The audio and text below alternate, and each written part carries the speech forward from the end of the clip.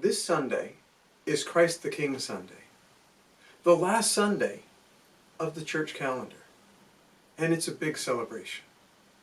So what are we celebrating?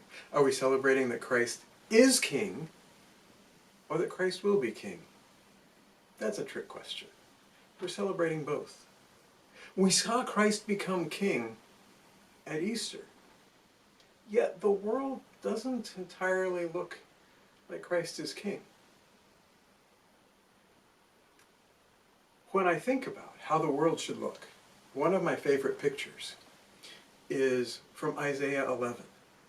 In fact, my adult Sunday school class will be talking about this passage this Sunday.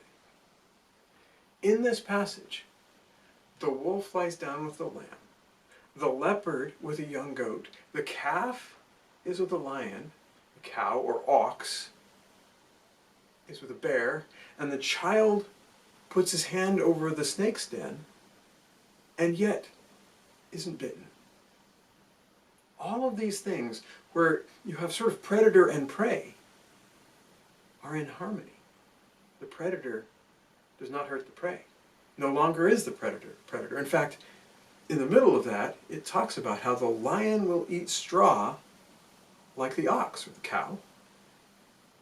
And it says, they will not hurt or destroy on my entire holy mountain. That's beautiful. That kind of harmony and peace is wonderful. And sometimes we do see that in the world. But the truth is, there's war, and there's strife, and there's disease, and there's death. All of these things don't seem like Christ is fully King. So there's something more to come. The book of Revelation gives us pictures of how this is and will be.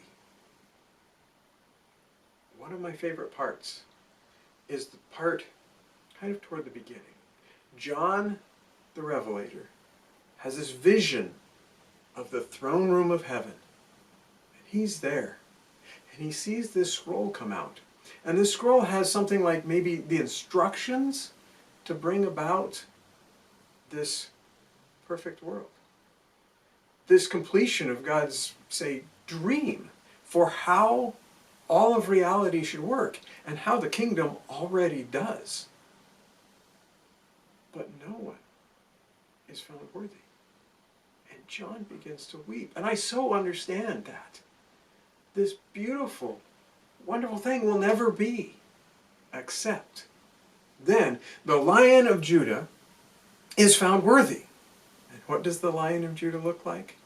The Lion of Judah looks like a slain lamb. It looks like Jesus. The Lion of Judah is Jesus. Not Jesus the predator. Jesus, meek and humble, coming into Jerusalem on a donkey. That Jesus is worthy. And it is in fact his meek, gentle, loving power, not violence, that will bring about the kingdom of God. There may be some violence as the world resists. There was violence in the crucifixion, but it wasn't Jesus' violence. It was Rome's violence. And that violence didn't win.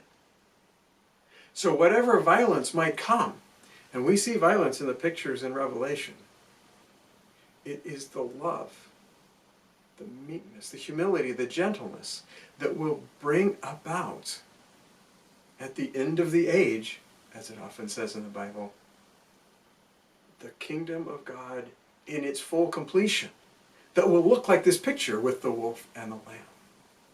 So what am I to do? Well, I can kind of help. I sort of feel like I practice doing what God does. I look to see what God is doing in the world. And I practice trying to do that too. And my hope is that in doing that, I will learn to become like the lamb. Meek, gentle, and loving. I think I am learning that.